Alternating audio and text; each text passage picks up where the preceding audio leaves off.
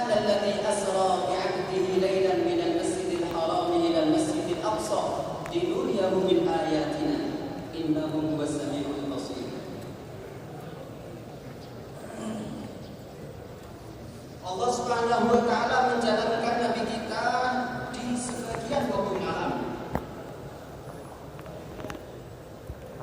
Nabi berangkat dari rumah Ummu Hani ke Hatimul Ka'bah, Ijin Ismail, ke Ijin Ismail.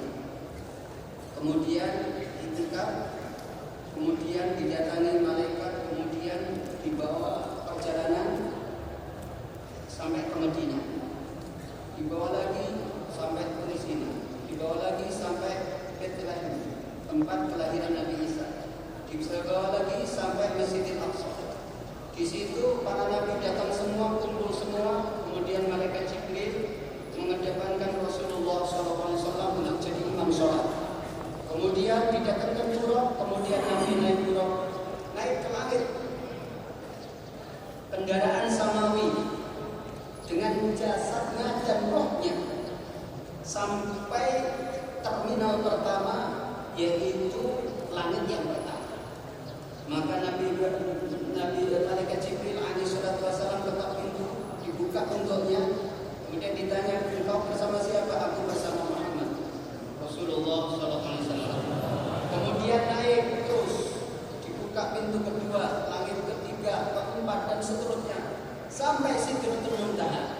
Nabi melihat pemandangan surga, pemandangan neraka, dan Nabi mengatakan, kuntu asma'u shalihal aqlam, aku mendengar geritan suara qalam menulis takbir-takbir dari Allah Subhanahu wa taala. Kemudian naiklah lagi sampai ke suatu tempat yang yang malaikat Jibril alaihi salatu wasallam mengatakan, ya Rasulullah, anta wa syakur, wahai Nabi, sekarang terserah engkau. Saya kalau maju saya akan terbakar, tapi kalau engkau maju engkau akan menembus. Akhirnya baginda Rasulullah SAW maju lagi sampai beliau ceritakan banyak cerita tadi, ada beberapa yang kurang saya pahami karena saking cepatnya, sampai beliau yaqusu biharul anwar, tenggelam dalam lautan cahaya.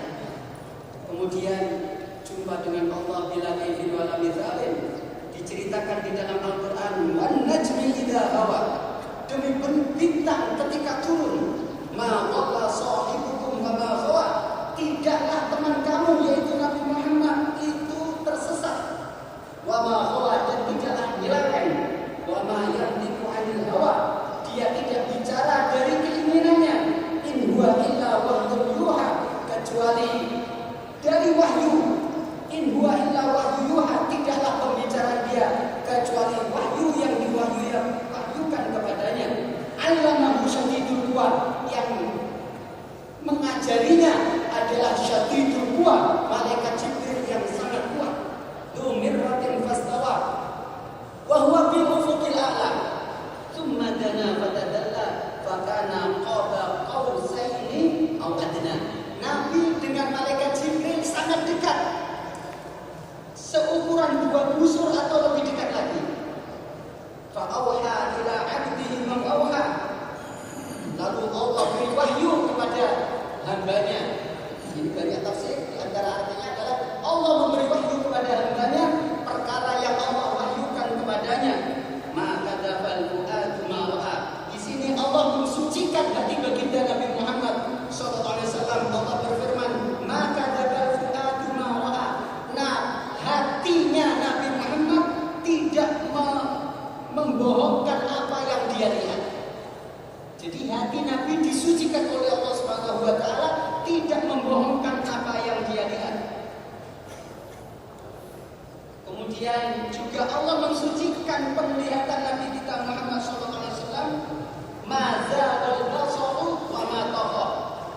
Penglihatan Nabi tidaklah nyeleweng dan tidaklah melewati batas.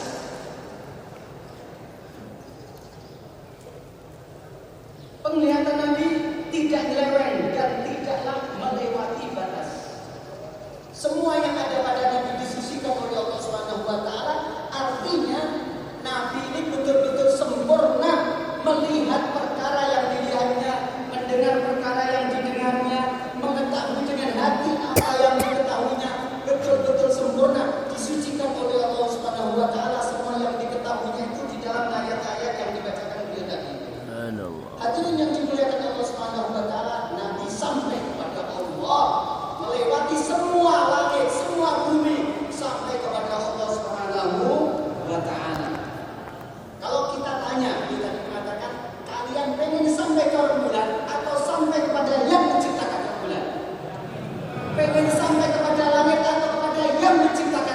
Ciptakan amin. Baginda Rasulullah SAW meninggalkan semua bumi, langit, rembulan, bintang, matahari, bahkan Sidratul Muntaha sampai kepada Allah Subhanahu wa taala. Inilah ilmu kenabian, ilmu yang kita warisi dari baginda Nabi Muhammad SAW, bisa menyampaikan kepada Allah. Meninggalkan semua makhluk sampai kepada Allah. Ahlu sains, ahlu teknologi yabtaghiruna bil wusuli ila al-qamar. Ana as'alukum at-taqaddum fil wusuli ila al-qamar am at-taqaddum fil wusuli ila khaliq al-qamar. Orang-orang ahli sains teknologi mengatakan kami maju, kami bisa sampai ke rembulan. Saya tanya kepada kalian, kemajuan sampai kepada sains teknologi atau sampai kepada rembulan atau sampai kepada yang menciptakan rembulan? Ciptakan rembulan. Inna nabiyyana sallallahu ta'ala alaihi wasallam taqarraba ila Allah kullat taqarrub wa kana waqifan fi ardi Makkah wa ashara